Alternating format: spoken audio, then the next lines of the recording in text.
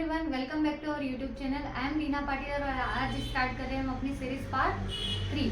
आज का टॉपिक जो हम कवर करेंगे that is solution of simultaneous linear equation by Gauss elimination method. Simple सा फंडा है, आपको ये दिमाग में बिठा के चलना है कि कोई भी इक्वेशंस दे रखी है, ओके, मान लिया कि हमने m इक्वेशंस है और n अननोन्स की इक्वेशंस है, उसके हमें सॉल्यूशंस देखने हैं कि इनफाइनाइट मैनी सॉल्यूशन है, नो सॉल्यूशन है या फिर यूनिक सॉल्यूशन है, या फिर कभी कभी वो ऐसा बोल देते हैं आपको बताना है कि सिस्टम ऑफ इक्वेशन कंसिस्टेंट है और इनकंसिस्टेंट है। तो इसके लिए आपको सबसे पहले ऑग्यूमेंटेड मैट्रिक्स बनाना होगा।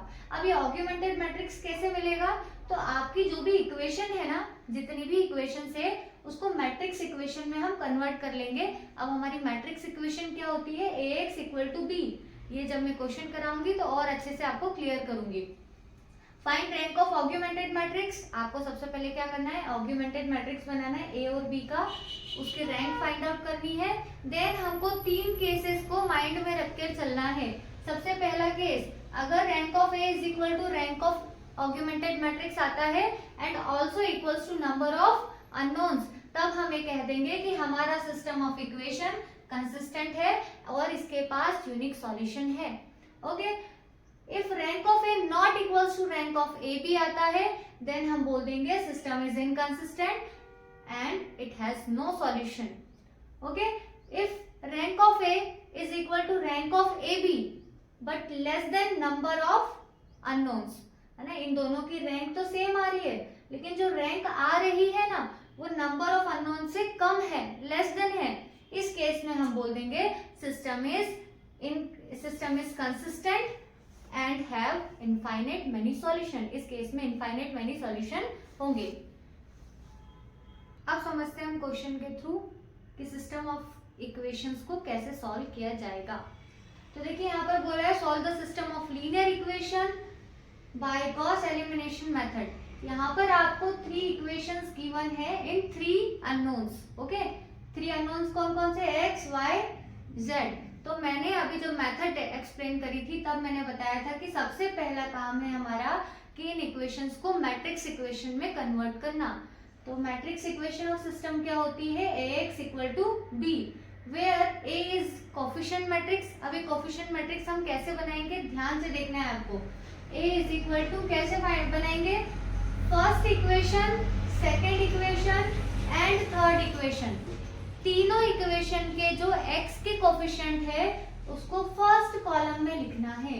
देखिए फर्स्ट इक्वेशन का x का कोफिशिएंट 2 है तो यहाँ लिख दिया, सेकेंड इक्वेशन का कोफिशिएंट 1 है तो ये रहा 1, और थर्ड इक्वेशन में -1 है तो ये -1। तो इस तरीके से आपका a का फर्स्ट कॉलम तैयार होगा।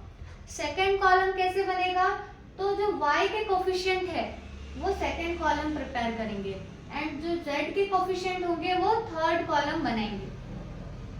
x क्या है यहाँ पर? x is matrix of unknowns. Unknowns कौन कौन से है? x, y, z। तो यहाँ पर मैंने लिख दिया x, y, z। अच्छा, b क्या बनेगा? तो जो RHS वाले नंबर्स है उसका एक मैट्रिक्स बना लेंगे। कैसा मैट्रिक्स बनाएंगे? Column matrix. वो होगा हमारे पास b। अब फिर फर्स्ट स्टेप क्या होती है? ऑग्यूमेंटेड मैट्रिक्स बनाना। ऑग्यूमेंटेड मैट्रिक्स कैसे बनेगा?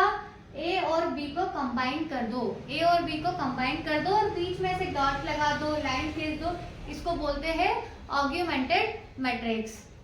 फिर क्या करते हैं? ऑग्यूमेंटेड मैट्रिक्स की रैंक फाइंड आउट करेंगे।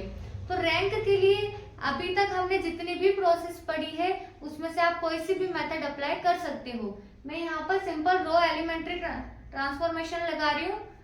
तो यहाँ हमने सबसे पहले देखिए 1 को ऊपर ले आई हूँ, आप चाहो तो 2 एज इट इज रहने देखकर दूसरे ऑपरेशन अप्लाई कर भी इसको सॉल्व कर सकते हैं। मैंने यहाँ R1 इंटरचेंज R2 किया, देन रैंक फाइंड आउट करी, जो प्रीवियस वीडियो में सारी एक्सप्लेन करी थी मेथड, उसी से हम rank of A B find out कर लेंगे। तो रैंक ऑफ ए बी अगर हम देखें यहाँ पर तो रैंक ऑफ ए बी आ चुका है 3। ऑग्यूमेंटेड मैट्रिक्स की जो रैंक है वो है 3। अच्छा, जो आपका ऑग्यूमेंटेड मैट्रिक्स है ना, इसी की रैंक से आप ये देखोगे कि ए की रैंक कितनी है।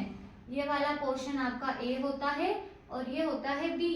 तो टोटल जब हम पूरे मैट्रिक्स की बात कर रहे हैं तो ये ऑग्यूमेंटेड मैट्रिक्स कहलाएगा, और सिर्फ मैं इतने की बात कर रही हूँ तो ये सिर्फ ए वाला मैट्रिक्स कहलाएगा।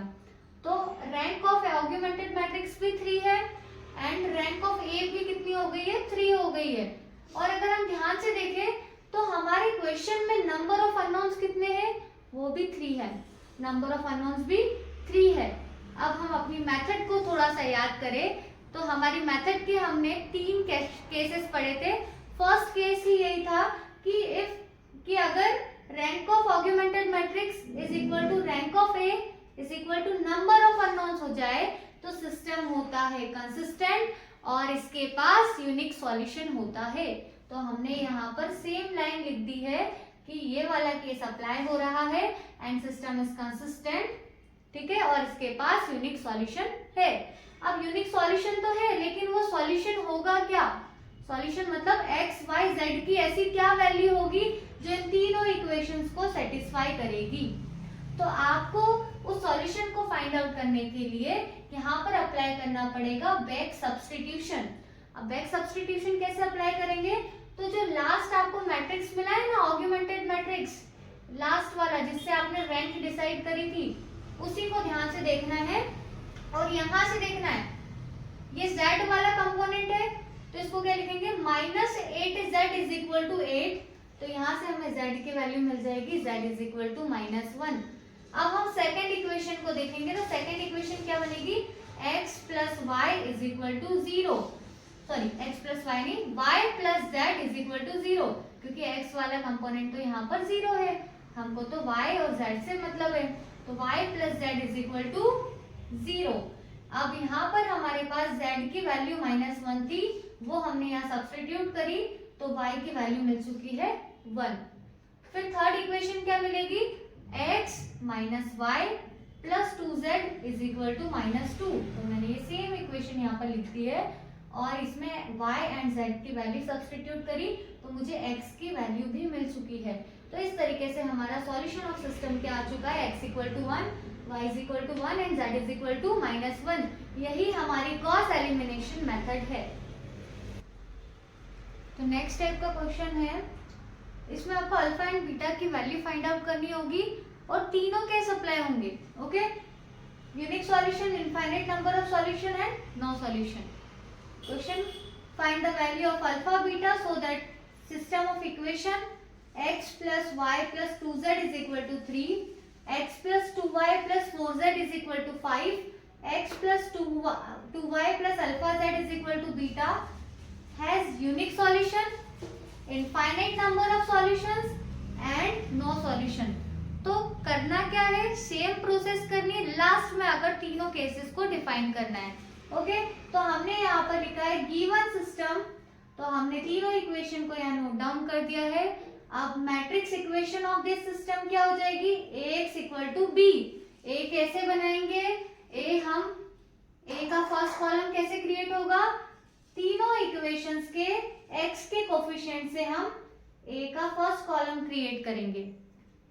सेकेंड कॉलम कैसे क्रिएट करेंगे, y के कोफिशिएंट से, एंड थर्ड कॉलम कैसे क्रिएट करेंगे, z के कोफिशिएंट से। x क्या होगा, अननोन्स वाले, तो अननोन्स क्या क्या है, x y z, इसका कॉलम मैट्रिक्स बना लिया। b होगा RHS वाले नंबर्स को मैट्रिक्स में डाल दिया। अब हमको क्या करना होता है, ऑग्यूमेंटेड मैट्रिक्स बनाना है। ऑग्यूमेंटेड मैट्रिक्स में a एंड b को कंबाइन करके लिख देंगे। सेकेंड क्या करते हैं, ऑग्यूमेंटेड मैट्रिक्स की रैंक फाइंड आउट करते हैं। तो रैंक फाइंड आउट करने के लिए सिंपल सा कंसेप्ट है, ये दोनों नंबर्स को 0 बनाना है, सेकेंड वाले इसको नॉन जीरो बनाना है, इसके नीचे वाले को 0 बनाना है। ओके, तो क्या ऑपरेशन लगाएंगे, R2 minus R2 change R2 minus R1, R3 change R3 minus R1। जैसे ही आप ये ऑपरेशन अप्लाई करोगे तो 1 माइनस 1 0 हो गया, 2 minus 1 1, 4 minus 2 2, 5 minus 3 2, 1 minus 1 0, 2 minus 1 1, alpha minus 2 हो जाएगा, अल्फा माइनस 2, एंड बीटा में से 3 माइनस करेंगे तो बीटा माइनस 3। फिर नेक्स्ट क्या होता है, ये वाली एंट्री भी 0 बनानी होती है, तो अगेन ऑपरेशन लग जाएगा R3 change R3 minus R2, तो ये हो जाएगा first row as it is, second row as it is, third row क्या हो जाएगा 0 1 माइनस 1 0। अब ये ऑलरेडी अल्फा माइनस 2 है, इसमें से -2 करो तो अल्फा माइनस 2 अगेन -2, तो ये क्या हो जाएगा अल्फा माइनस 4 एंड ये क्या हो जाएगा बीटा माइनस 5।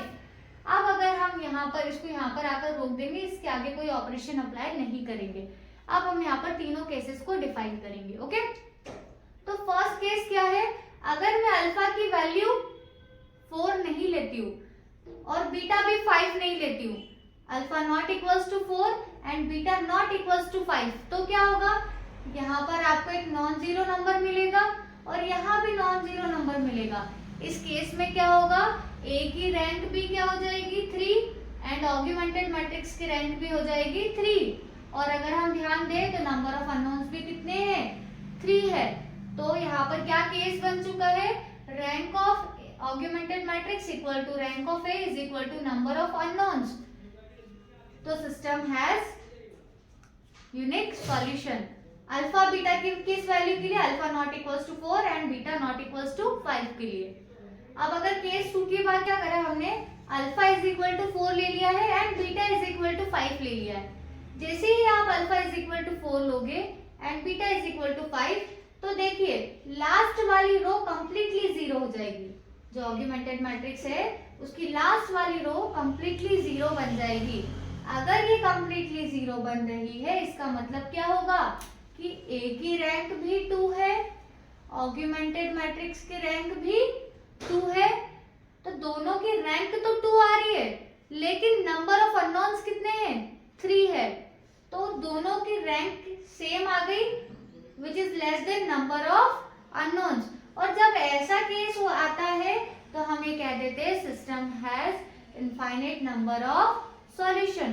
तो आपका जो सेकंड केस था ना, इनफाइनाइट नंबर ऑफ सॉल्यूशन के लिए अल्फा और बीटा की वैल्यू क्या होगी, तो अल्फा की वैल्यू 4 है एंड बीटा की वैल्यू 5 है। अब थर्ड केस क्या होगा, इफ मैं अल्फा इज इक्वल टू 4 ले रही हूँ and beta not equals to 5 लिया, alpha is equal to 4 and beta not equals to 5, तो होगा क्या, ये वाली रो है ना, ये वाली रो के तीनों एलिमेंट तो जीरो हो जाएंगे, ये नॉन जीरो हो जाएगा। इसका मतलब ये हो जाएगा कि ए की रैंक यहाँ तक की रैंक हो जाएगी 2 और पूरे की रैंक हो जाएगी 3, तो rank of A is equal to 2 हो जाएगा और ऑग्यूमेंटेड मैट्रिक्स की रैंक 3 हो जाएगी। इस केस में rank of A not equals to rank of augmented matrix होगा। और जब भी ऐसा होता है तो हम कह देते हैं सिस्टम हैज नो सॉल्यूशन। तो इस तरीके से हम कह देंगे कि जब भी सिस्टम के पास कोई भी सॉल्यूशन नहीं होगा तो अल्फा की वैल्यू 4 होगी और बीटा नॉट इक्वल्स टू 5 होगा। 5 के अलावा कुछ भी ले लो आप, तो ये सिस्टम कैसा सॉल्यूशन देगा आपको, नो सॉल्यूशन। ओके, और अगर आपने अल्फा नॉट इक्वल्स टू 4 लिया है, बीटा नॉट इक्वल्स टू 5 लिया है, then unique solution. Alpha is equal to 4 लिया है, बीटा इज इक्वल टू 5 लिया है, इस केस में इनफाइनाइट नंबर ऑफ सॉल्यूशंस।